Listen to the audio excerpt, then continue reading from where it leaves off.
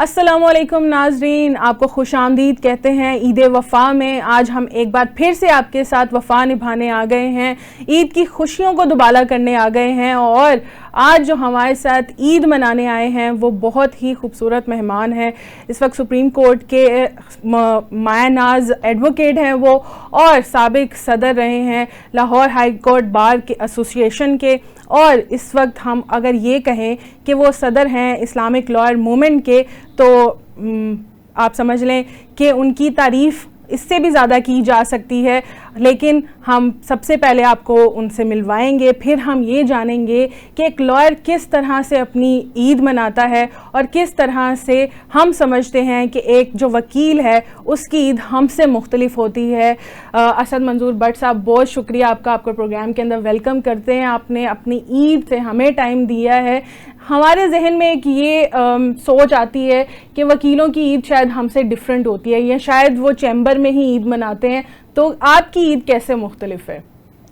بسم اللہ الرحمن الرحیم۔ آمنہ، آپ کا بہت بہت شکریہ، آپ نے ایک سوشل ایونٹ کے اوپر مجھے موقع دیا ہے کہ میں اپنی وکلا برادری کو ریپرزینٹ کرتے ہوئے آپ سے عید کی خوشیوں کو جو شیئر کرنے کا معاملہ ہے۔ دیکھیے، جو عید الاضحیٰ ہے یہ ہے ہی قربانیوں کی عید، اور لائر کی جو لائف ہے وہ اپنے کلائنٹس، عوام اور فنڈامنٹل رائٹس کے ارد گرد گھومتی رہتی ہے۔ میرے والد بھی لائر ہیں، اور میرا اپنا ایک چیمبر اور ایک سسٹم ہے، تو میں سمجھتا ہوں کہ ایک وکیل جو ہے اس کا جو علم جو ہے وہ عوام کے لیے علم نافع ہونا چاہیے۔ اور اگر عید والے دن بھی اگر کسی کو ایسی قانونی پریشانی کہ جس سے اس کی عید کی خوشیاں خراب ہو رہی ہوں، تو ایک لائر کی ذمہ داری بنتی ہے کہ وہ آگے بڑھ کے اس کی خوشیوں کو دوبارہ بحال کرے اور اس کو قانونی امداد دے، چاہے اس کو اس کے لیے اپنی عید قربان ہی کرنی پڑے۔ تو یہ ضروری ہے کہ سوسائٹی کے اندر جو سٹیک ہولڈرز ہوتے ہیں، جو انٹیلیجنشیا ہوتی ہے، جیسے ڈاکٹرز ہیں، جیسے لائرز ہیں، تو اگر کسی کی طبیعت خراب ہو جائے تو ڈاکٹر کو اپنی عید قربان کرنی پڑے گی، اور اگر کوئی انفارچونیٹ واقعہ ہوتا ہے کہ جس پہ قانون حرکت میں آتا ہے اور عید کی پرواہ کیے بغیر وہ کسی کے فنڈامنٹل رائٹس کو ڈسٹرب کرتے ہیں، تو ہم ہر وقت اس معاملے میں تیار رہتے ہیں کہ ہم آنے والے وقت میں جو بھی مصیبت ہمارے عوام پہ، ہمارے کلائنٹس پہ، ہمارے عزیزوں پہ ہے، تو ہم ان کا ساتھ خوشی کے طور پر جس طرح آپ نے بات کی ہے کہ آپ کے فادر جو تھے وہ بھی لائر ہیں، ٹھیک ہے، سپریم کورٹ کے لائر رہے ہیں وہ، تو پھر آپ کو یہ ایجوکیشن آپ کی کیا ہے، اور آپ نے کس طرح سے آپ کو یہ شوق ہوا کہ آپ بھی لائر بنیں گے؟ کیا فادر کو دیکھ کے یہ شوق آیا آپ کو؟ دیکھیے، انفارچونیٹلی کچھ چیزیں ایسی ہیں کہ جو ہمارے ارد گرد ہو رہی ہوتی ہیں، آپ ان سے بھی انسپائر ہوتے ہیں۔ جیسے ہمارا وطن عزیز ہے، اللہ اس کو ہمیشہ سلامت رکھے، اور اس میں جو اسلامی فلاحی ریاست کا جو کانسیپٹ ہے، اور جو کانسٹیٹیوشن آف پاکستان 1973 کا ہے، اگر اس کے مطابق فنڈامنٹل رائٹس پروٹیکٹ ہوں اور ہمارا سوشل سیٹ اپ جو ہے اس کے مطابق ہو جائے، تو پھر تو اس ملک میں بہار ہی ہو جائیں۔ بالکل۔ لیکن چونکہ آپ دیکھ رہے ہیں کہ انفارچونیٹ، جو میں نے شروع میں ایک لفظ بولا کہ فار ون اور دی ادر ریزن، کچھ ایسی نادیدہ قوتیں ہیں جو ملک کے اندر اسلامی فلاحی ریاست کا کانسیپٹ ہے اس کو ہونے نہیں دے رہی۔ تو لہٰذا جب آپ اپنے سوسائٹی میں دیکھتے ہیں، ٹھیک ہے میں لائر سن ہوں، لیکن میں نے یہ بھی دیکھا کہ لائر ہو کے آپ اپنے لوگوں کی مصیبتیں اور مزریز کو کم کر سکتے ہیں۔ تو یہ ایک ایسی اٹریکشن تھی اس پروفیشن میں۔ اور دوسرا اس کی مجھے سب سے جو اچھی بات لگتی ہے کہ اس کو پریکٹس کرنے والا بندہ الگ صبح میدان میں ہوتا ہے، اور اپنے کلائنٹس کے لیے، اپنے ضرورت مند جو سائل ہیں ان کے لیے میدان عمل میں سرگرم ہوتا ہے۔ اور میں چونکہ یونیورسٹی لاء کالج پڑھاتا بھی رہا ہوں 19 سال، تو میں صبح 7:30 بجے کی کلاس بھی وہاں لینے جاتا رہا ہوں۔ تو یہ مجھے پسند ہے کہ ایسا کام کہ جو الگ صبح شروع ہو۔ تو اس میں ایک تو یہ پروفیشن میں یہ ساری تھی بات، اور دوسرا یہ تھا کہ عوامی خدمت کا جو ایک معاملہ ہے، جو ظلم کے خلاف ایک مظلوم کی مدد ہے، میں سمجھتا ہوں کہ یہ بھی ایک بہت بڑی اٹریکشن تھی میرے لیے۔ آلدو کہ میرے لیے یہ کام آسان تھا اپنے فادر کی وجہ سے، بٹ یہ دوسری انسپائرنگ چیزیں بھی اس کے ساتھ تھی۔ سر، اس کے اوپر تو ہم بات کریں گے، کیونکہ جس طرح سے آپ بات کر رہے ہیں، آپ کے جذبات، آپ کے عوام کے لیے جو درد ہے وہ تو نظر آ ہی رہا ہے۔ لیکن اس وقت جو ابھی ہم دیکھتے ہیں تو وکیلوں کے بارے میں کافی مسکنسیپشن پایا جاتا ہے کہ وہ کافی 2 نمبریاں بھی کرتے ہیں، اور اس اقدام کو آپ کیسے کہیں گے کہ لوگوں کے اندر یہ جو ایک کنسیپٹ آ گیا ہے کہ وکلا کے اوپر یقین نہیں کرنا قانون کی، کیونکہ اس وقت بالادستی ہمیں کہیں نظر نہیں آ رہی اور وکیل بھی اپنے آپ کو قانون سے بالا سمجھتے ہیں، تو پھر آپ اس کنسیپشن کو کیسے ایکسپلین کریں گے؟ دیکھیے، سب سے پہلی میں آپ کو بات بتاؤں کہ ہمیں فوکس کرنا چاہیے اس چیز کو کہ پاکستان بنانے والی جو شخصیت تھی Quaid Azam Muhammad Ali Jinnah, he was a practising lawyer. اس کا آئیڈیا دینے والی شخصیت تھی ڈاکٹر علامہ اقبال، وہ بھی پریکٹسنگ لائر بنے. اسی طرح ون آفٹر دی ادر ہمیں ایسے لوگ ملے کہ جو لا کے پروفیشن سے ریلیٹڈ تھے اور انہوں نے پاکستان کے لیے پرفارم کیا. اب جہاں تک یہ بات آ گئی کہ وکلا اپنے آپ کو ابو دی لا سمجھتا ہے، میں سمجھتا ہوں کہ یہ ایک غلط تاثر ہے جو پھیلایا جا رہا ہے. کوئی بھی لائر جو لا کے پروفیشن کو as a passion, as a profession adopt کرتا ہے، اس کو پہلا سبق یہ سکھایا جاتا ہے کہ آپ نے خود بھی اور ملک کے جو ادارے ہیں جب وہ عوامی حقوق کے اوپر انکروچمنٹ کریں تو آپ نے ان کو بھی فور کارنرز آف لا میں لانے کے لیے کانسٹیٹیوشنل پٹیشنز کرنی ہیں. تو جب 2007 سے آنورڈز وکلا کی ایک پاور نمایاں ہوئی ہے کہ اس وقت کا جو فوجی ڈکٹیٹر تھا اس کے خلاف جو ہے سیسا پلائی دیوار کی طرح وکلا نے عوامی حقوق کی بحالی کی جنگ لڑی، تو ایک مخصوص ایریے میں لوگ ہمارے سے خفا ہو گئے. اب یہ ایک مسلسل پروپیگنڈا ہے، لفظ منہ میں ڈالے جاتے ہیں کہ وکلا گردی اور اس طرح کی بات، جبکہ میں آپ کو آن ریکارڈ بتاتا ہوں کہ میں اب 1 سال لاہور ہائی کورٹ بار کا پریزیڈنٹ رہا ہوں. آپ ڈھونڈ کے بتا دیں کہ کسی لاہور ہائی کورٹ کے لائر نے کہیں لا بریکنگ میں حصہ لیا ہو یا کہیں انہوں نے قانون اور آئین کے خلاف کوئی کام کیا ہو.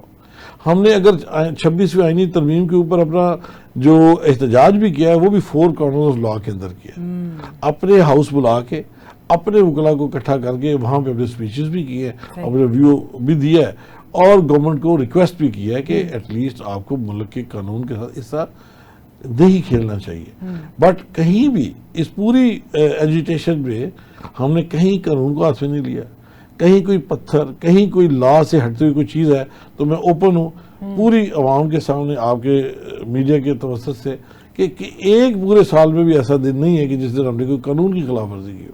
ایسی کوئی بات نہیں. اب آپ اگر بتا ہی رہے ہیں کہ آپ نے کیا کیا اقدامات کیے ہیں جب آپ صدر لاہور ہائی کورٹ بار ایسوسی ایشن کے رہے ہیں، تو سر ذرا تھوڑی ڈیٹیل سے بتائیں کہ مزید آپ نے ایسے کون سے اقدامات کیے تھے؟ دیکھیں، جب ہم لاہور ہائی کورٹ بار ایسوسی ایشن کے پریزیڈنٹ کے طور پہ آتے ہیں تو آپ کے 2 سائڈیں ہیں. ایک تو وکلا کی ڈائریکٹ ویلفیئر، اور آپ کے پاس اختیارات کون کون سے آ جاتے ہیں اس وقت، یہ بھی جاننا چاہتے ہیں. یہ دیکھیں بڑا دلچسپ یہ کویشچن آپ کو مان جائے گا.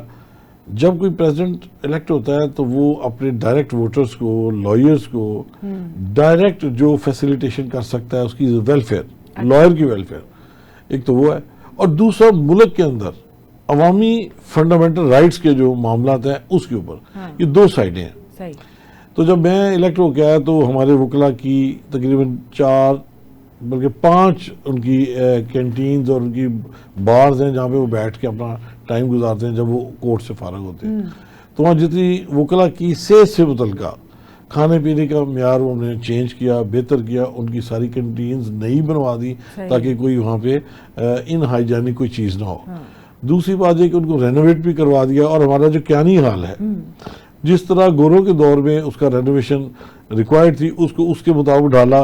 الحمدللہ وکلا نے اس کو بڑا اپریشیٹ کیا ہے اور ہماری جو چیف جسٹس صاحب ہے عالیہ نیلم صاحب نے اس کا افتتاح بھی کیا. اس طرح لیڈی لائرز کا جو بار روم تھا اس کو بھی ہم نے رینوویٹ کیا. یعنی وکلا کی ڈائریکٹ ویلفیئر ہم نے اس میں ان کی. پھر وہاں پہ سینٹرل پنجاب سے، پورے پنجاب سے عوام بھی آتے ہیں، وکلا بھی آتے ہیں. وہاں پہ ہم نے RO لیول کا فلٹریشن پلانٹ لگایا کہ جس سے لوگوں کو سستا بلکہ فری جو ہے وہ فلٹرڈ بہترین پانی جو ہے ملے. ان کو اپنی جو جسمانی ضرورت ہے پانی جو ایک نیڈ ہے وہ فری آف کاسٹ ہم نے وہ پورے سینٹرل پنجاب کے سائلین، عوام اور وکلا کو وہ سروس بھی ہم نے پرووائڈ کی ہے. اسی طرح ہم نے وہاں ہاسپٹل جو ہے وہ RHV لیول کا تھا لیکن اس میں سہولیات کا فقدان تھا، وہ بھی ہم نے گورنمنٹ سے نیگوشیٹ کر کے وہ بھی ڈاکٹرز، ان کے لیب ٹیسٹنگ اور باقی چیز بھی ہم نے امپروو کروائی. اس طرح لائبریری کے معاملات، اس طرح وہاں پہ بار کی سہولیات کو ہم نے وہ جو پریمسز ہے اس کو بھی ہم نے نیٹ اینڈ کلین کرنے کے لیے کافی چیزیں کی. دوسری طرف آ جائے عوامی حقوق. کہ ہم نے 26ویں آئینی ترمیم جس میں ڈائریکٹلی میں سمجھتا ہوں کہ ججز کی سینیورٹی کو ڈسٹرب کرنے کے لیے اور اپنی مرضی کے سینئر ججز لانے کے لیے جو گورنمنٹ نے گیم کی، میں سمجھتا ہوں کہ عوامی حقوق کے لیے زیادتی. کیوں کہ اب ججز کے اندر یہ ہوگا کہ ہمیں سینئر بننا ہے تو ہمیں گورنمنٹ کی سائڈ لینی ہے. لہذا وہ جو عوام کو گورنمنٹ کے اداروں سے شکایت ہے اس پہ ججز کی اب آ جائے گی پولرائزیشن. تو میں سمجھتا ہوں کہ یہ جو چیز ہے یہ ہم نے بہت بڑے لیول پہ پورا سال بہت بڑے فنکشن کیے، احتجاجی پروگرام کیے، اور تقریباً 35 کی قریب پریس کانفرنسز کی. پھر ہم نے پیٹیشن کی، کانسٹیٹیوشن پیٹیشن کی آنریبل سپریم کورٹ میں کہ جی ہم اس کانسٹیٹیوشن پیٹیشن کو جو ہے ہم اس کو سنا جائے، اور جو کانسٹیٹیوشن امینڈمنٹ ہونے سے پہلے سپریم کورٹ کے ججز تھے وہ سنیں اس کو، تاکہ لوگوں کے سامنے فرق واضح ہو جائے. تو اسی طرح آئی پی پیز کے معاملات تھے. آپ کو یاد ہوگا کہ گورنمنٹ کہتی تھی کہ انٹرنیشنل یہ پروجیکٹ ہیں تو ہم ان کے کانٹریکٹس کو چینج نہیں کر سکتے، اور ہمیں گردشی قرضوں کی صورت میں اربوں خربوں کا لاس ہو رہا تھا. عوام کو بجلی اب جو سستی ہو رہی ہے اس کا انڈائریکٹ بینیفٹ یہ ہے کہ ہم نے لاہور ہائی کورٹ بار ایسوسی ایشن کی طرف سے آئی پی پیز کے معاہدوں کو بھی چیلنج کیا کہ عوام کے ساتھ جو زیادتی ہو رہی ہے، بجلی کے بل جو بڑھائے جا رہے ہیں، اس کو کم کیا جائے. آلدو کہ there were other powers also کہ حافظ نعیم الرحمان صاحب نے بھی اٹھایا ہوا تھا اور پبلک کے لوگ بھی آئے ہوئے تھے، بٹ ہم نے ایز اے لائر باڈی اپنے عوام کے حقوق کو بہتر کرنے کے لیے اسٹیپس لیے. سر آپ نے اپنے اقدامات تو بتا دیے بطور صدر، لیکن آپ کے پاس اس وقت اختیارات کیا کیا تھے جن کا آپ نے استعمال کیے عوام کے لیے؟ دیکھیے، جو آرگنائزیشنز ہوتی ہیں، بار ایسوسی ایشنز ہوتی ہیں، سب سے بڑا جو اختیار ہے جو اس قوم کو بھی سمجھنا چاہیے وہ ہوتا ہے ووٹ کی پاور. بالکل. جو کچھ لوگوں کو احساس ہوا کہ ووٹ کو عزت دو، جب ان کو ووٹ کے ذریعے لایا گیا اور بغیر ووٹ کے نکال دیا گیا، تو انہوں نے پھر کہا عوام کو کہ ووٹ کی عزت دو. سب سے بڑا جو اخلاقی اقتدار ہوتا ہے وہ ہوتا ہے آپ کا ووٹر. وہ آپ کو الیکٹ کرتا ہے، وہ کہتا ہے جی کہ میں اس شخص کے مینیفیسٹو سے ایگری ہوں، he should be given the whole scenario, اور at the helm of affairs بنایا جائے، اور اس کے ہاتھ میں ہمارا 1 سال کا پورا پیکیج دیا جائے کہ یہ ہماری ویلفیئر کرے. تو میں سمجھتا ہوں کہ 24 فروری 2024 کو میرے پورے پنجاب کے وکلاء نے مجھ سے بڑی محبت کا اظہار کیا، اور باوجود تمام حکومتی اینٹی ایلیمنٹس کے اور اینٹی جو اسٹیبلشمنٹ کی جو ہمارے ملک میں فارم 47 والی حرکتیں ہیں، اس سب کے باوجود مجھے اللہ تعالیٰ نے عزت دی اور میرے وکلاء نے مجھے موقع دیا کہ میں ان کی خدمت کروں. یہ بہت بڑی طاقت ہے. اب آ جائیں کہ ہم نے پھر اس طاقت کو استعمال کیسے کیا. میرے پورے ٹینیور میں الحمدللہ جو بھی اخراجات ہوئے وہ بلیک اینڈ وائٹ میں ہم نے اپنے بجٹ کے مطابق اور ڈاکومنٹیشن کے مطابق ایچ اینڈ ایوری تھنگ ہم نے اخراجات وہاں پہ کیے، اور وہ ریکارڈ پہ رکھے کہ جی آپ آگے آڈٹ کریں، اور آڈٹ ہوا. اور الحمدللہ جو بھی ذمہ داری ہمارے پہ آئی، ایک ایک پائی کا حساب وہاں لکھا ہوا ہے. اور فار ایگزامپل وکلا کے بیٹھنے کی چیئر ہے، اب وہ جو چیئر ہے وہ ورک مین نے لگائی ہوئی تھی 70,000 روپے کی. ہم نے اس پہ تھوڑا سا محنت کی، تو ہم نے اچھے جو کام کرنے والے تھے ان سے بات کی بھی ہمیں 100 کرسیاں چاہیے، تو اتنی بڑی اماؤنٹ تو ہم نہیں آپ کو کر سکتے، آپ کوئی مناسب ریٹ دیں. انہوں نے وہی سٹینڈرڈ وہی سرچیز کر کے تو انہوں نے کہا جی کہ یہ ہم آپ کو کچھ اماؤنٹ کا 35,000 سم تھنگ. تو میں نے کہا نہیں جی آپ اس کو 25,000 پہ کریں تو یہ ہمارے لیے سوٹیبل ہے اور ہم افورڈ کریں گے. تو وہ دوستوں نے اپنا حصہ بھی چھوڑا، اپنا منافع بھی کم کیا، ہماری عزت رکھی. آج آپ کو کبھی موقع ملے آپ کیانی ہال میں جائیں، ایک پریزیڈنشل لیول کی چیئرز ہیں جو 70,000 روپے کی ورک مین دیتا ہے، وہ ہم نے 25,000 روپے کی اسی سٹینڈرڈ پہ، صرف اس کا برانڈ نیم نہیں ہوگا لیکن باقی چیزیں ساری اسی سٹینڈرڈ کی ہیں.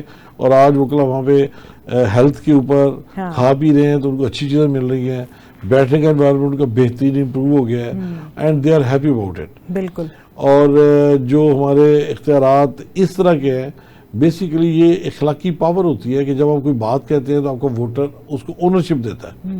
تو الحمدللہ پورے سال ہمیں کبھی بھی ایسا نہیں ہوا کہ ہمارے ووٹر ہمیں ڈس بلیو کیا ہو یا ہمیں اکیلا چھوڑا ہو. ہم نے جو بھی پروگرام کیا ہزاروں کی تعداد میں کیا، جو بھی کیا ہائیلی اپریشیٹیبل پروگرام ہوا. آپ یوٹیوب پہ نکال لیں لاہور ہائی کورٹ بار ایسوسی ایشن 2024 سے 25 تک کا آپ کو ایونٹس نظر آئیں گے اور لوگوں کی بھرپور پارٹیسپیشن نظر آئے گی. سر آپ نے صدر لاہور ہائی کورٹ بار ایسوسی ایشن کے تو اقدامات بتا دیے ہیں، لیکن آپ سپریم کورٹ بار ایسوسی ایشن کے بھی سیکرٹری منتخب ہوئے ہیں. اس دور کے آپ کے کیا نمایاں اقدامات تھے وہ بھی بتائیں. دیکھیں جی، یہ تو میں سمجھتا ہوں کہ اللہ تعالیٰ نے ہمیں ایک اچھی اپرچونٹی دی. سینیٹر علی ظفر جو ہیں وہ میرے پریزیڈنٹ تھے. اچھا. اور وہ دوسرے گروپ سے تھے، میں حامد خان گروپ کی طرف سے تھا. میں سیکرٹری الیکٹ ہوا. اس سال ہم نے 12 مہینوں میں 12 ارب روپے کے وکلا کے کام کروائے. وکلا کی ہاؤسنگ اسکیم. اب آپ مجھے بتائیں 40 لاکھ روپے میں ایک کنال پلاٹ اگر آپ اپنے ممبر کو لے کے دیتے ہیں اسلام آباد میں، تو اس سے بڑا اور کیا کسی کی فیور ہو سکتی ہے؟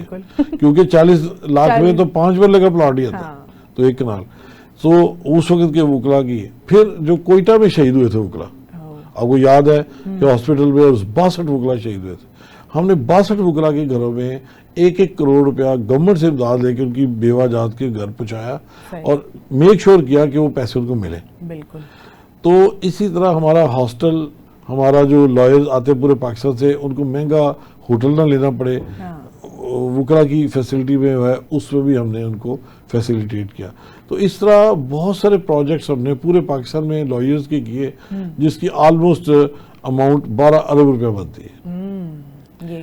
تو آج تک بھی الحمدللہ، اور شاید اسی سپریم کورٹ کی ورکنگ کی بنا پہ مجھے لاہور ہائی کورٹ میں آج 5 سال بعد، جب 6 سال بعد الیکشن میں آیا ہوں، تو لوگوں نے اپریشیٹ کیا کہ جی انہوں نے، اور 5 روپے کا بھی کوئی ایسا خرچ نہیں ہے جس کا کوئی بل پراپر بلیک اینڈ وائٹ میں نہ ہو. وہاں بھی اس طرح اور یہاں بھی اس طرح. اچھا سر، یہ تو آپ کی ہم نے ایک پروفیشنل لائف کے بارے میں جان لی ہے، لیکن آپ عید کیسے گزارتے ہیں؟ کہاں گزارتے ہیں؟ لاہور میں ہی گزارتے ہیں یا آپ کا کوئی بیک گراؤنڈ پہ گاؤں ہے یا وہاں جاتے ہیں آپ؟ جی، میں بیسیکلی پیدائشی لاہوری ہوں. میرے والد صاحب بھی لاہوری ہیں، پاکستان بننے سے پہلے بھی ہم ادھر ہی تھے.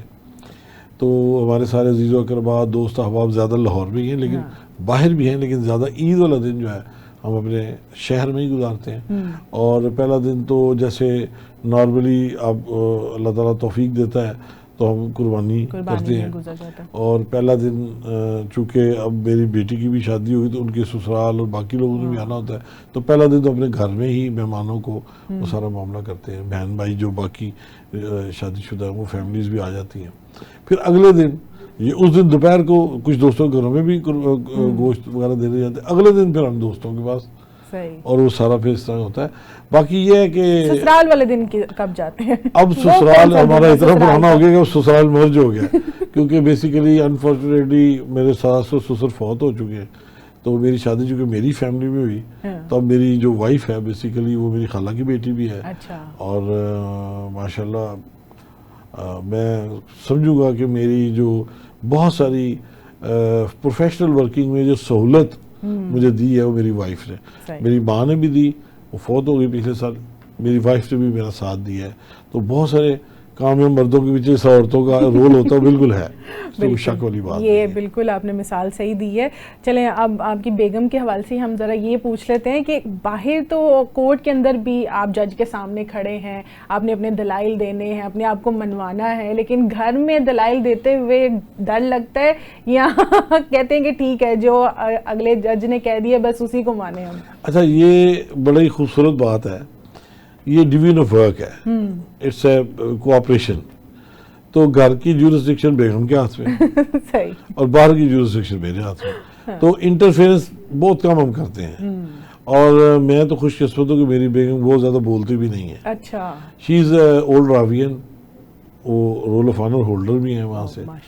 تو مطلب اسے اپنے گھر کے سسٹم کو ایسا ہے کہ اس میں میرا انٹرفیئرنس بہت کم ہے. ہاں، جب انہیں کوئی مشورہ کرنا تو کوئی نئی چیز، کوئی کمی بیشی، تو وہ ضرور محسوس ہوتی ہے. باقی معاملہ تو خود ہی ہینڈل کرتے ہیں. صحیح. تو یہ چیمبر کی مصروفیت کے علاوہ اور آپ کی کیا مصروفیت ہے؟ کوئی ہابیز، کوئی شوق؟ بیسیکلی تو میں فٹ بالر ہوں، اسپورٹس اسپرٹ کے ساتھ. لیکن 91 میں میرا کار ایکسیڈنٹ ہوا، جس کے بعد پھر وہ کھیلنا چھوڑ دیا. لیکن میری ہمیشہ کوشش ہوتی ہے کہ ایکسٹرا کریکولر ایکٹیویٹیز میں نوجوانوں کو انگیج کیا جائے. تو اب ظاہر میں لائر بن گیا ہوں، تو میں یہ کرتا ہوں کہ اب جیسے Lahore high court bar association میں تھا تو میں نے اسپورٹس گالا کروایا صحیح. تاکہ سب لوگ اس میں لائرز بھی انوالو ہوں. اس میں کرکٹ، اس میں بیڈمنٹن، اس میں ٹگ آف وار اور بے شمار گیمز ہوئی. اس میں گورنر پنجاب نے آگے پھر ڈسٹریبیوشن آف شیلڈز کیا.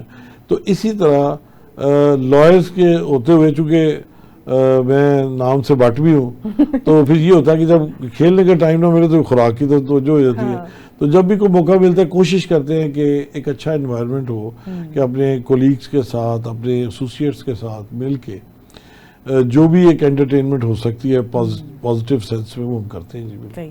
تو اب آپ نے کہہ دیا کہ آپ بٹ ہیں اور بٹوں سے یہ نہ پوچھا جائے کہ ان کو کھانے میں کیا پسند ہے اور ان کو کھانا بنانا بھی پسند ہے یا نہیں، تو ایسا ہو نہیں سکتا. ہاں ایکچولی جو امرتسر بیک گراؤنڈ کے بٹ ہے نا، اچھا، ان میں یہ ہے کہ وہ پکا بھی سکتے ہیں اور پھر کھلا کے دوستوں کو خوش بھی ہوتے ہیں. یہ آپ کو ملے گی جو بٹ ہوں اور امرتسر بیک گراؤنڈ کے ہوں، یعنی کشمیر سے آئے، گرداسپور، وہاں سے آئے امرتسر پری پارٹیشن، وہ لوگ جو ادھر آئے ہوئے وہ سارے اس طرح کے شوقین ہیں. یہ سارے کھانے جو ہے نا جی، یہ نہاری، ہریسہ اور جو سری پائے، یہ سب جو ہے نا بیسیکلی کشمیریوں کی پسندیدہ ہے، لیکن یہ ہے امرتسر کی خوراک ہے. اچھا. تو جو وہاں پہ آگے کشمیری ٹھہرے ان کی شوق ذوق ہے. بہرحال مجھے پکانا تو اتنا نہیں آتا لیکن کھانے کا شوق ہے. اور کیا زیادہ کوالٹی پہ میرا فوکس ہوتا ہے زیادہ. کوالٹی اور کوانٹٹی اب میں نے کم کر دی بیکاز آئی ہیو کراس 50. تو کہتے ہیں کہ اس کے بعد اب آپ کھانا اتنا ہی کھائیں جتنا زندگی کے لیے ضروری ہے، لیکن یہ کہ کوالٹی وہی ہے، کوانٹٹی کم کر دی ہے. اچھا سر، آپ ریمنڈ ڈیوس کی ہم اگر بات کریں، ان کا واقعہ ہم آپ سے سننا چاہیں گے اور ناظرین بھی جاننا چاہے گی کہ آخر واقعہ کیا تھا، کیونکہ آپ واحد ہی وکیل تھے جو اس وقت ان کے خلاف کھڑے تھے. کیا واقعہ تھا وہ؟ دیکھیے یہ ایک ایسا نیشنل لیول کی ایک کنٹریبیوشن ہے جو میں سمجھتا ہوں کہ جو دوست وکلا کے بارے میں منفی بات کرتے ہیں تو میں سمجھتا ہوں کہ میں I am a second generation this profession. میرے فادر بھی لائر، میری بیٹی بھی بڑی لا اس سے کیا، اس کے جو ہسبینڈ ہیں وہ بھی بیرسٹر ہیں، ماشاءاللہ. تو فیملی لا والی ہے. شارٹ بریک لیتے ہیں اور اس کے بعد پھر ہم آپ سے اس پورے واقعے کی ڈیٹیل جانیں گے. ناظرین ہمارے ساتھ رہیے، ہم واپس آتے ہیں ایک چھوٹی سی بریک کے بعد. ویلکم بیک ناظرین. یہاں پر ہم بات کر رہے ہیں اسد منظور بٹ صاحب کے ساتھ، اور وہ ایک واقعہ جو بہت لوگ جاننا چاہتے ہیں ریمنڈ ڈیوس کا، اس کی ڈیٹیل ہمارے ساتھ شیئر کرنے لگے ہیں. اسد صاحب کیا تھا واقعہ؟ کیا آپ کے اوپر اس وقت کوئی پریشر تھا، کوئی دباؤ تھا؟ پورا واقعہ بھی بتائیں اور کس طرح سے آپ اس کے مخالف کھڑے رہے ہیں وہ بھی ہم جاننا چاہتے ہیں. دیکھیے یہ جو واقعہ تھا بیسیکلی میں سمجھتا ہوں کہ جو دوست وکلا کے اوپر اعتراض اٹھاتے ہیں، میں سمجھتا ہوں کہ پروفیشنلزم میں آ کے یہ اللہ تعالیٰ نے مجھ سے کام کروایا ہے جو میرے لیے ایک عزت کی بات بھی ہے، اور میری فیملی کے لیے، میرے ملک کے لیے، میری برادری کے لیے، میرے کالے کوٹ کی برادری کے لیے. کہ دیکھیے یہ جو لوگ کہتے ہیں نا کہ وکیل سچ کو جھوٹ اور جھوٹ کو سچ کرتے ہیں، میں کہتا ہوں یہ غلط بات ہے. وکیل سچ کو قانون کے مطابق عدالت میں پیش کرتا ہے. یہ اصل وکیل کا کام ہے کہ سچائی کو، حقائق کو قانون کے مطابق عدالت میں پیش کرتا ہے. آگے پھر جج کی اور کلائنٹ کی قسمت.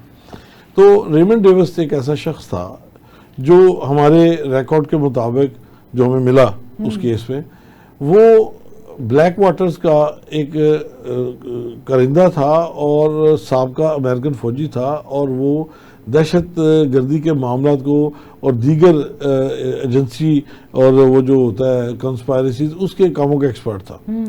وہ وانا میں ڈیپیوٹیڈ تھا ایز پر آور نالج. تو وہ آگے وہاں سے وائلیٹ کر کے اپنا ایریا چینج کر کے لاہور،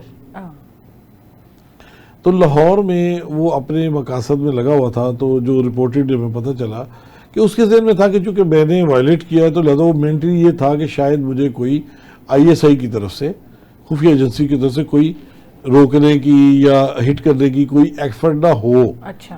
کیونکہ he was in violation of that contract, جو ان کا ایک ایجنسیوں کے اپنے وہ معاملات ہوتے ہیں. تو جس دن یہ واقعہ ہوا ہے 2012 کی بات ہے، 2011 اور 12 کی بات ہے، یہ آ رہا تھا جیل روڈ سے ٹورڈز کرتبہ چوک. تو دو نوجوان تھے جو مسلح بھی تھے اور موٹر سائیکل سوار تھے، تو وہ جا رہے تھے. موسٹ پرابلی جو ہمارا ایک کلچر ہے کہ کوئی عورت گاڑی چلا رہی ہو یا گورا گاڑی تو ایسے مڑ مڑ کے دیکھیں گے. میرا یہ ویو ہے اور میرا یہ ویژن ہے کہ اس طرح ہوا ہے کہ یہ گاڑی چلا رہا تھا، وہ موٹر سائیکل والے وہ یہ کہتے ہیں کہ ہم اپنے فیملی کے کیس کو اٹینڈ کر کے، اور اپنے اصل اپنے لائسنس ہی تھے، تو ہم اپنی حفاظت کے جو لائسنس تھے، تو وہ جا رہے تھے، تو انہوں نے اس طرح اس کو دیکھا، تو اب ہوا کیا کہ یہ الرٹ ہو گیا کہ بھئی میں تو آلریڈی اس کے ذہن میں ایک سٹوری چل رہی تھی، تو کوئی میرے پہ نہ اٹیک ہو جائے. اس کو بولتے ہیں پرووکرز، کہ ایجنسیاں پرووک کرواتی ہیں بندوں سے نا، کہ یہ لڑکے آگے کوئی حرکت کریں گے تو مجھ سے کھلوا دیں گے مجھے. ہوا یہ کہ کرتبہ چوک پہ پہنچا تو اس دوران یہ مینٹلی پریپیئرڈ ہوگا، اور موٹر سائیکل سوار آگے اس کے گاڑی کے آگے اشارے کے سامنے گاڑی کے آگے کھڑے ہو گئے. اب یہ تھا پورا اسیسن کلر تھا یہ. اس کو پتا تھا کہ اگر گاڑی میں بیٹھا ہوا ہو کوئی بندہ اس کو مارنا ہو تو سب سے آسان اینگل ہوتا ہے اس کو فرنٹ سے یا بیک سے مارے. سائڈ سے ماریں گے تو موٹائی کم ہوگی تو بچ جانے کا چانس ہے. تو اب یہ فرنٹ پہ آگے، اس کا مطلب اب ان میں سے کوئی لڑکا اترے گا اور گولی مجھے مار سکتا ہے. تو اس سے وہ جو ٹائمنگ تھی نا جی، وہ اپنے کھڑے اشارے پہ اسلحہ ان کے پاس ہے، لیکن وہ اس طرح اب نہیں دیکھ رہے، پر اس نے پریمپٹ کیا کہ اب یہ کسی لمحے بھی اتر کے مجھے، یا اشارہ کھلے گا تو تب کریں گے. تو اس نے اس چیز کو پریمپٹ کر کے خود پہلے اٹیک کر دی. اس سے اندر بیٹھے ہوئے گاڑی میں اتنا یہ باہر نشانہ باز تھا کہ آپ کو پتا ہے شیڈ ہوتا ہے گاڑی کا، وہ جو ونڈ اسکرین، اس سے اندر سے بیٹھے ہوئے 9mm کے پسٹل سے اسے فائر کیا. اس نے پہلے اٹیک کیا. انہوں نے اٹیک نہیں، وہ ان کے آگے تھے، اس نے اٹیک کیا. جب اس نے اٹیک کیا تو گولیاں 3 اس نے ماری ہیں، تو 2 اس کے اندر آ گئی پچھلے والے لڑکے کے، ایک گولی اس کو کراس کر کے اگلے کو لگ گئی کیونکہ بالکل کلوز تھا. تو 9mm کی کافی پاور ہوتی ہے. تو ہوا کیا کہ وہ لڑکا تو وہی بیٹھا بیٹھا وہاں گر گیا. وہ جو اگلا لڑکا تھا وہ اتر کے بھاگا ہے، یہ اس کے پیچھے اتر کے گاڑی سے بھاگا اور اگلے تھوڑے سے چند 12-20 فٹ کے اوپر جا کے اس کو گرا لیا، اور پھر اس کے سینے میں 2 گولیاں ماری. یہاں پہ آگے میں کہتا ہوں کہ اگر تو یہ واقعی اسیسن تھے اور مارنے اس کو آئے تھے، پھر جو اگلا بھاگا تھا نا اس کو بھاگنا نہیں چاہیے تھا، اس کو مارتا. بالکل. تو میرا ٹوٹل کیس یہ تھا کہ یہ معصوم تھے، بے گناہ تھے، اور اس نے زیادتی کی. تو یہ وہ چیز تھی کہ جس پہ پھر میں نے سٹینڈ لیا. اس وقت پھر یہ پولیس نے پکڑ لیا. تو اب انہوں نے پولیس نے پہلے اس کو رنگ دینے کی کوشش کی کہ یہ کوئی موبائل سنیچر تھے دونوں لڑکے، تو انہوں نے سنیچ کرنے کی کوشش کی، حالانکہ ایسی کوئی ہوئی نہیں ہوئی.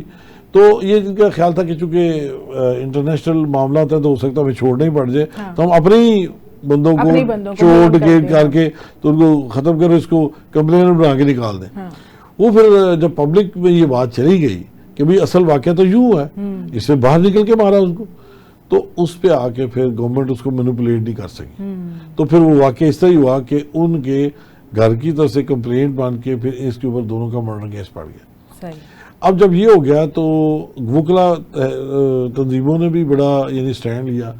تو اس وقت 2-3 سیٹ آف لائرز بن گئے کہ جی ہم کریں گے کیس ان کا جو ہے نا یہ نیشنل کاز میں. تو حیرانگی کی بات ہے چند دنوں بعد جو دوست آئے تھے وہ ایک ایک کر کے غائب ہونے شروع ہو گئے. اچھا. تو میں میری ٹیم کے ساتھ موجود تھا. جی انہوں نے مجھے کہا، میں نے پوچھا یار یہ کیا مسئلہ ہوا آپ کو؟ کہتے جی ہمیں تو فون آ رہے ہیں آپ فلاں جگہ رہتے ہیں فلاں جگہ رہتے ہیں، تو اس لیے ہم تو یہ فورڈ ہم عمران خان صاحب کے بھی پاس گئے ہیں کہ جی ہم یہ کرتے ہیں. لیکن خان صاحب نے کہا جی میں تو حکومت میں نہیں ہوں، I can not do any thing. تو مجھے کہتے ہیں کہ آپ کا کیا؟ میں کہ یار بات سیدھی ہے، اس دن جڑے بندے مارے ہی شوڈ فیس دی میوزک، بالکل وی ول ناٹ لیٹ ہم گو، یہ کوئی بات نہیں ہے. تو ان کی فیملی کو پھر ہم نے ٹیک اوور کیا، ان سے پوچھا، ان کو میں نے بتایا کہ دیکھیں یہ قصاص و دیت آرڈیننس میں صلح بھی ہو سکتی ہے اور لڑائی مطلب کہ کیس بھی ہو سکتا ہے. انہوں نے مجھ سے ٹائم لیا کہ جب ہم اپنی فیملی میں مشورہ کر کے آپ کو بتاتے ہیں. اگلے دن آئے تو انہوں نے کہا جی یہ صلح کب تک ہو سکتی ہے؟ میں کہا یہ تو سائے موت ہونے سے آدھا گھنٹہ پہلے تک بھی ہو سکتی ہے. تو انہوں نے کہا جی ٹھیک ہے وی ول گو فار دی ٹرائل. اچھا. ہم نے پھر ٹرائل شروع کیا. اب یہ بار بار کہے کہ جی میں ڈپلومیٹک ہوں، کور میں آئے ہو تو میرا ٹرائل یہاں نہیں ہو سکتا، انٹرنیشنل لا. اچھا میں نے چونکہ انگلینڈ سے ماسٹرز کیا ہوا ہے، میں نے پبلک انٹرنیشنل پڑھا ہوا ہے، میں نے پھر کورٹ کو اسسٹ کیا کہ اس کے ڈاکومنٹ چیک کریں. اس میں تو یہ ایز اے ٹیکنیشین آیا ہوا ہے، اس کو ڈپلومیٹک کور حاصل نہیں ہے. اور اس وقت کے پریزیڈنٹ آف امریکہ یہ کہتے تھے پریس کانفرنس پہ، باراک اوباما، کہ جی ہمارے بندے کو چھوڑ دے، اس کے ڈپلومیٹک کور ہے. تو تو الحمدللہ ہم نے پورا سٹینڈ لیا. دنیا کی فرسٹ ورلڈ کی جو پاور ہے کہ وہ یہ کہتا تھا تو میں یہ کہتا تھا چھوٹا سا سمسور بھٹ ایڈوکیٹ کہ نہیں یہ قانون کے مطابق یہ بات غلط ہے. بالکل الحمدللہ ہم نے سٹینڈ لیا. میں سمجھتا ہوں یہ میرے لیے اعزاز کی بات ہے کہ اللہ تعالیٰ کا شکر ہے کہ ہم نے اپنی قوم کے جو بے گناہ مظلوم مارے گئے تھے ان کا ہم نے پورا ٹرائل ان کے دشمن سے کیا. سر امریکہ تو آپ کو یاد رکھے گا ہی اور ریمنڈ ڈیوس تو یاد کرتا ہی ہوگا. وہ 4 سال بعد وہ کتاب لکھی ہوئی. ہاں اپنی کتاب میں بھی آپ کا ذکر کیا ہوا ہے, وہ تو یاد کرتا ہی ہوگا کہ وہاں پہ کوئی اسد منظور بٹ تھا جس نے مجھے ایسے کنٹرول کیا. تو سر آپ پی ٹی آئی کے تعاون سے آپ وکلا کی سیاست بھی کرتے ہیں, تو کیسا تجربہ ہے آپ کا؟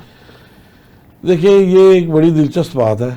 یہ موجودہ پنجاب گورنمنٹ کو بھی یہ تکلیف ہوئی میرے الیکشن میں کہ انہوں کو عادت پڑ گئی ہے وکلا کے اندر انٹرفیئرنس کرنے کی. انہوں نے وکلا کی اتحاد کو توڑا ہے پیسے کی بنا پہ, لالچ کی بنا پہ. اچھا. چند وکلا کو مختلف عہدے بانٹ کے تو وکلا کی ایک اجتماعیت جو تھی نا 2007 والی اس کو ڈیمیج کیا. اور یہ سمجھتے ہیں کہ ہر چیز پیسے سے ہو سکتی ہے, ہر چیز عہدے سے ہو سکتی ہے. تو الحمدللہ میرے وکلا نے یہ ثابت کیا کہ ایسے وکلا بکنے والے لوگ نہیں ہیں. ہم پورا سٹینڈ لیں گے. اور یہاں تک کہ انہوں نے میرے الیکشن میں لوگوں کو پیسے بھی آفر کی کہ آپ ان کو ووٹ مت کریں. اچھا. لاسٹلی یہ ہوا کہ پی ٹی آئی کے دوست میرے پاس آئے, حالانکہ میرا بیک گراؤنڈ ویسے جماعت اسلامی کا ہے. اچھا. اور میں اسلامک لائر موومنٹ پاکستان کا پریزیڈنٹ ہوں پورے پاکستان کا, اور اس وقت میں سیکرٹری جنرل تھا پورے پاکستان کا. ہمارا الحاق ہے حامد خان صاحب سے. اچھا. پی ٹی آئی سے نہیں ہے, حامد خان صاحب سے, ایڈوکیٹ پروفیشنل گروپ. تو اس اتحاد کی بنا پہ ہم پروفیشنل گروپ کی پالیٹکس میں ان کے ساتھ ہیں. جب یہ ہوا کہ انہوں نے پارٹی پالیٹکس بھی ان کر دی, وکلا کے اندر پارٹیشن بھی کروا دی, ان کے حصے بکھرے کروا دیے, اور میرے الیکشن میں انہوں نے نون لیگ کے پلیٹ فارم سے میری جو ہے نا مخالفت شروع کر دی. تو there was no other choice left with me کہ مجھے پھر جو ظلم یہ کر رہے تھے اس وقت پی ٹی آئی کے لیڈر پہ, میں نے پھر سٹینڈ لیا. اور میں آج بھی سٹینڈ لیتا ہوں کہ پہلی بات تو یہ ہے کہ آپ کس طرح کسی بچے کو جو پیدا ہو اس کی ماں نے اس کا نام عمران خان نیازی رکھا ہے اور آپ بانی پی ٹی آئی کیوں کرتے ہیں؟ اس لیے کہ آپ خوف زدہ ہیں, آپ کمزور ہیں, آپ سمجھتے ہیں کہ عمران خان کا نام لیا جائے کہ لوگ اسے بغاوت کریں گے. تو آپ کو کیا تکلیف ہے؟ آپ بھی اتنا اچھے کام کریں. آپ ڈیموکریسی کو ڈیموکریٹک طریقے سے چلنے دیں. عمران خان اگر غلط ہے تو ثابت ہو جائے گا, اس کو آنے دیں میدان میں. آپ نے ایک فنڈامنٹل رائٹ وائلیٹ کیا ہے ایک پاکستان میں پیدا ہونے والے ایک شخص کا, اس کا نام ہے عمران خان. اسی دوران انہوں نے عمران ریاض کو بھی اغوا کیا, اور میری جو وننگ سپیچ تھی میں نے اس میں یہ سٹینڈ لیا تھا کہ چاہے کوئی عمران خان ہو یا عمران ریاض ہو, ظلم کسی کے ساتھ نہیں ہونے دیں گے. اور پورا سال ہم نے اس پہ سٹینڈ لیا, اور آج بھی ہم سٹینڈ پہ قائم ہے. میں کوئی ذاتی محبت پی ٹی آئی سے نہیں ہے, نہ میں عمران خان کا کوئی فالوور ہوں, لیکن میں برداشت نہیں کروں گا ایز اے لائرز لیڈر کہ کسی بھی پاکستانی کے فنڈامنٹل رائٹس کو کوئی بھی بندہ حکومت کے آڑ میں یا کسی بھی خوف پیدا کر کے یا کسی بھی طریقے سے وہ ذکر کرے گا, ہم اس زیادتی کا جو ہے نا وہ. تو سر یہ جو وکلا کی ایک سیاست شروع ہو گئی ہے اپنی اس فیلڈ کو چھوڑ کے, اگر آپ سیاست کے اندر آ گئے ہیں, اس کو آپ کس طرح دیکھتے ہیں؟ دیکھیے دو چیزیں, آپ کا چوائس ہے. قائد اعظم رحمۃ اللہ علیہ نے پریکٹس کی ہے, اس وقت باہر کے الیکشن شاید ہوتے تھے کہ نہیں میرے علم میں نہیں ہے, پر جب ملک کو ضرورت پڑی انہوں نے ملک کا ساتھ دیا. وکلا کے اندر یہ سب سے بڑی قربانی دینے کا جذبہ ہے. جو وکلا اپنی روزی روٹی کے لیے پریکٹس میں رہتے ہیں وہ نارملی جنرل پالیٹکس میں نہیں آتے, لیکن جن کو اللہ تعالیٰ نے وسائل سے نوازا ہے اور جو افورڈ کر سکتے ہیں وہ ملک کی خدمت کرنے کے لیے آتے ہیں, اور ان کا ہمیشہ اچھا کنٹریبیوشن ہوتا ہے. ہمارے خالد رنجا صاحب ہیں, ہمارے ایس ایم ظفر صاحب ہیں, اب ان کے صاحبزادے علی ظفر ہیں, سلمان اکرم راجہ ہیں. یہ ہماری کنٹریبیوشن ہے, یہ ہم لائرز کی کنٹریبیوشن ہے, اور آپ ان کی پالیسی سے اختلاف کر سکتے ہیں, بٹ آپ بیرسٹر گوہر ہیں, بیرسٹر سیف ہیں, یہ سارے لوگ ہیں نا, یہ لائر کمیونٹی, یہ افورڈ کر سکتے ہیں روزی روٹی کے علاوہ پبلک سروس کو. تو میں سمجھتا ہوں دے آر آلویز ویلکم, اور انہوں نے ہمیشہ ملک کا فائدہ ہی کیا. دیکھیے پارٹی پالیٹکس اپنی جگہ, لیکن کنٹریبیوشن, تو وکلا برادری کا پالیٹکس میں آنا ایک اور بات ہے, جنرل پالیٹکس کو وکلا کے اندر لانا دوسری بات ہے. ہم اس کی مخالفت کرتے ہیں, جب ہم بال کے پلیٹ فارم سے بات کریں گے تو پھر میں جماعت اسلامی کی بات نہیں کروں گا, میں پی ٹی آئی کی بات نہیں کروں گا, میں نون لیگ کی بات نہیں کروں گا, میں وکلا کی بات کروں گا, کالے کوٹ کی بات کروں گا, کانسٹیٹیوشن کی بات کروں گا, ملک کی بات کروں گا. اس کے اندر آ کے ہمیں پارٹی پالیٹکس نہیں کرنی چاہیے, یہ ہمارا سٹینڈ ہے. جب میں بار پالیٹکس سے باہر نکل گیا, میرا ٹینیور مکمل ہو گیا, اب میں اپنی پارٹی کا ووٹ جا کے جنرل الیکشن میں ڈالوں گا بھی, پر اس بات کو لا کے باؤنڈ نہیں کروں گا لائرز کو کہ آپ جماعت اسلامی کو ضرور فالو کریں, جو پسند کرتا وہ آ جائے. لیکن جب تک میں نے کالا کوٹ پہن کے وکلا کی نمائندگی کر لی ہے تب میں نے پارٹی کی بات نہیں کر رہی. یہ بات ہمارے کچھ دوستوں نے زیادتی کی ہے وکلا برادری کے ساتھ, صرف سینیٹرشپ لینے کے لیے, صرف ایک وزارت. اب لے وزارت, ہمیں کیا اعتراض ہے, تو خوشی کی بات ہے, آپ ہمارے بار ممبر ہیں اور وہاں بیٹھے ہوئے ہماری مدد کریں. نہیں مدد کرتے, اپنے گھروں کو سوار رہے ہیں, وکلا کی کوئی سروس نہیں. ایسی بات ہے یہ چیز. ناظرین, اسد منظور بٹ کے ساتھ ہماری مزیدار کی گفتگو جو ہے وہ ابھی جاری ہے, آپ کہیں مت جائیے, واپس آتے ہیں ایک شارٹ بریک کے بعد. عید وفا میں ایک بار پھر سے خوش آمدید ناظرین. اسد منظور بٹ صاحب کے ساتھ یہاں پر ہم گفتگو کر رہے ہیں. بٹ صاحب یہ بتائیے کہ ہماری عوام کیونکہ غریب ہے, ہماری عوام اگر کوئی بھی کیس ہوتا ہے یا کوئی بھی ان کے اوپر مشکل آتی ہے تو وہ افورڈ نہیں کر سکتے, وہ وکیلوں کو افورڈ نہیں کر سکتے, وہ یہ قانون یا عدالت کے جو چکر ہیں ان کو افورڈ نہیں کر سکتے, تو ان کے لیے پھر وکلا کو کیا کرنا چاہیے؟ دیکھیے جی, میں تو پورا سال بھی یہ کیا ہے, پوری زندگی میرے اب 30 سال ہو گئے ہیں پریکٹس میں. میں اپنے اسٹوڈنٹس کو بھی کہتا ہوں, اپنے شاگردوں کو بھی کہتا ہوں کہ لائرز کو بڑی گاڑی رکھنے سے, بڑا دفتر بنانے سے بڑا لائر نہیں ہوتا. بڑے کردار سے, ملک کے ساتھ وفا سے اور اپنے کانسٹیٹیوشن کو اپ ہولڈ کرنے سے بڑا لائر بنتا ہے. عوام کا ہم پہ حق ہے کہ اگر ان کے ساتھ زیادتی ہوئی ہے اور وہ فیس نہ ہونے کی بنا پہ مستحق ہونے کے باوجود اگر ان کو کوئی کیس نہیں لیتا تو یہ زیادتی ہے. میں نے تھرو آؤٹ مائی لائف جب بھی کوئی میرے پاس کلائنٹ آیا ہے, اگر مجھے سمجھ آئی کہ اس کے ساتھ زیادتی ہوئی لیکن یہ فیس افورڈ نہیں کر سکتا, تو میں نے کبھی بھی فیس نہ ہونے کی وجہ سے کیس ریفیوز نہیں کیا. اور میں یہی سب وکلا برادری کو کہوں گا کہ آپ بھی اس کو فالو کریں. دیکھیں, اپنا حصہ ادا کریں. سوسائٹی میں انریسٹ بہت زیادہ ہے. ہاں, یہ چیز میں کرتا ہوں کہ کلائنٹ آتا ہے, وہ مجھ سے میری فیس پوچھتا ہے تو میں سمجھتا ہوں کہ میری فیس اتنی ہے, وہ کہتا ہے یہ تو بہت زیادہ ہم افورڈ نہیں کر سکتے. میں کہتا ہوں نہیں, یہ آپ کو صرف بتایا اس لیے کہ یہ ہماری محنت کا ایک سکیل ہے, لیکن جس رب نے آپ کو ہمارے پاس بھیجا ہے, آپ جو افورڈ کر سکتے ہیں, نہیں بھی کر سکتے تب بھی ٹھیک ہے, جو کر سکتے کریں, بقایا فیس رب کائنات ہمیں دے گا, اور اس کا ہم پہ سے وعدہ ہے, اس نے دیا ہے. الحمدللہ میرا ضمیر مطمئن ہے. مے بی کہ ہم اپنی پروفیشن میں بہت اچھا پرفارم نہ کر سکے ہوں, لیکن نہ ہم نے کبھی بے ایمانی کی ہے, نہ کلائنٹ کے ساتھ دھوکہ کیا, اور نہ کبھی یہ ہوا ہے کہ اس کا کیس ٹھیک ہو اور ہونے والا ہو اور صرف پیسوں کی یا فیس کی نہ ہونے کی وجہ سے ہم نے ریفیوز کیا ہو. میں نے کبھی نہیں کیا. اور یہی میں اپنی وکلا برادری کو ریکویسٹ کروں گا کہ we should contribute in the society. Society میں ظلم کو بڑھنے مت دے. اللہ تعالیٰ کفر کو برداشت کرتا ہے, ظلم کو برداشت نہیں کرتا.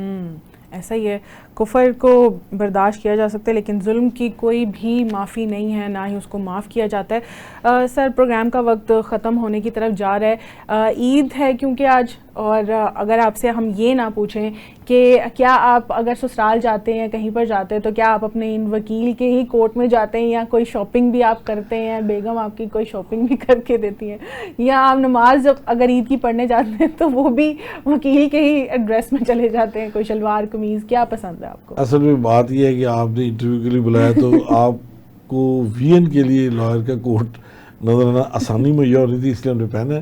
ادروائز عید والے دن کوٹ نہیں, باقاعدہ نارمل عام پاکستانیوں کی طرح شلوار قمیض میں, اور اسی میں ہم جاتے ہیں اور باقاعدہ اس کو سیلیبریٹ کرتے ہیں.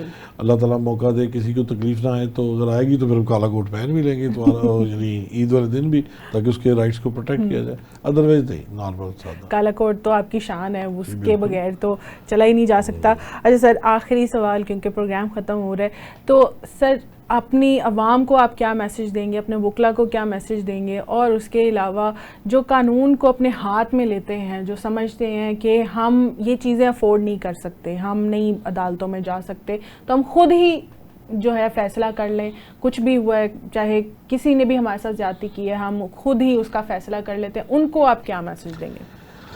دیکھیں جی, یہ تو بہت ہی ظلم کی بات ہے کہ آپ ایک سویلائز سوسائٹی میں رہتے ہو, کانسٹیٹیوشن موجود ہو, عدلیہ موجود ہو, پولیس کا نظام موجود ہو، سسٹم موجود ہو، اور ہم سسٹم کو ایکٹیویٹ کرنے کی بجائے اپنے ہاتھ میں لینے کی کوشش کریں، یہ غلط بات ہے۔ اس پہ ہم سب دوستوں کو، تمام عوام کو، اپنے بچوں سے لے کے اپنے بڑوں تک ایجوکیٹ کرنا ہوگا کہ we have to follow the لا۔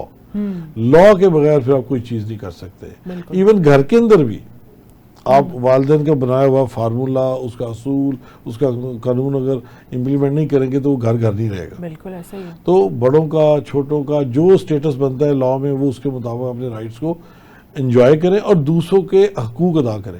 دیکھیں لا کی سوسائٹی میں حقوق اور فرائض دونوں بیلنس ہونے چاہیے۔ تو فرائض جو لا میں بتاتا ہے وہ ہم پورے کریں، حقوق ہمیں آٹومیٹک ملیں گے۔ اس طرح سوسائٹی کو چلنا چاہیے، اور میں سمجھتا ہوں کہ اپنی وکلا برادری کو ریپرزینٹ کرتے ہوئے پورے پاکستان میں، اور اپنی عوام سے ریکویسٹ کرتے ہوئے کہ ہمیں قانون کو کسی جگہ بھی ہاتھ میں نہیں لینا چاہیے۔ قانون کی سپورٹ کریں، قانون کی مدد لیں اور قانون کی مدد کریں، تو انشاءاللہ پاکستان کو آگے بڑھنے سے کوئی نہیں روک سکتا۔ اور پھر قانون کو بھی اپنانا اتنا مشکل نہیں ہوگا ہر انسان کے لیے، اگر ہر کوئی اس کو اپنا لے اور اس کے اندر آسانیاں پیدا کرے تو پھر سب کے لیے ایزی ہے۔ نہ ہی یہ روڈز کے اوپر ہم قانون توڑیں گے، نہ ہی اس کے علاوہ ہم مزید کوئی ایسے اقدام اٹھائیں گے جو ہمارے ملک کے قانون کو پامال کرنے کی کوشش کرے۔ اسد منظور بٹ صاحب، بہت شکریہ آپ کا، آپ کے ساتھ عید کا یہ وقت بہت اچھا گزرا ہے۔ ناظرین، آپ بھی یہی دیکھیں کہ آپ نے کہاں قربانی دینی ہے۔ قربانی دینا صرف جانور کا حق نہیں ہے، بلکہ آپ کی انا اور آپ کے اندر جو ایک انسانیت نہیں رہ پا رہی، یا آپ کے اندر قانون کی بالادستی کو اپنانے کی خواہش نہیں رہ پا رہی، اس کو بھی قربان کریں۔ سب سے پہلے یہ دیکھیں کہ آپ سے کوئی پریشان تو نہیں ہے، آپ کی وجہ سے کسی کو تکلیف تو نہیں ہے، اپنے آپ کو سدھاریں، اس کے بعد جانور کی قربانی کی طرف آئیں۔ اپنی میزبان کو دیجیے اجازت، اللہ حافظ۔